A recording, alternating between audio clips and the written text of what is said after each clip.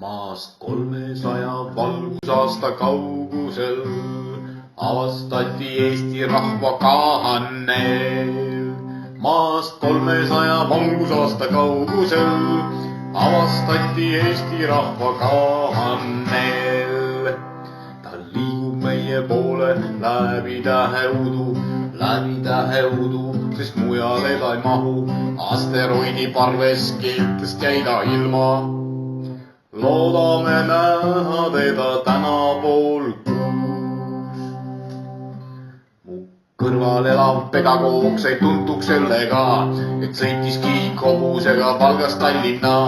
Kõige kurvem aga oli selle juures see, et kohale jõudes ta polnud kohal veel, kuid ta liigub meie poole läbi täheudu, sest mujale ta ei mahu. Asteroidi parves keeltest jäi ta ilma.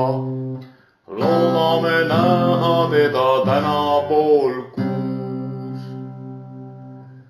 Eile leivakombinaadis 13:00 sai valmis tuule jõul töötav mugav teerull.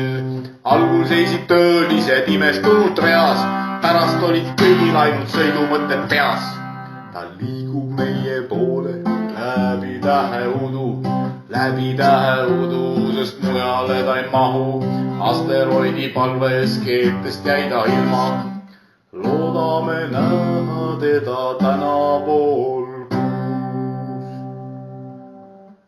Maast 300 valgusaasta kaugusel avastati Eesti rahva kahanel.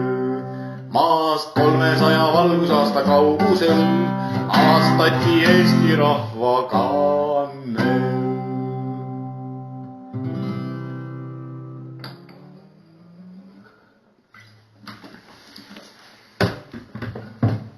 Teeme kannet ka natuke.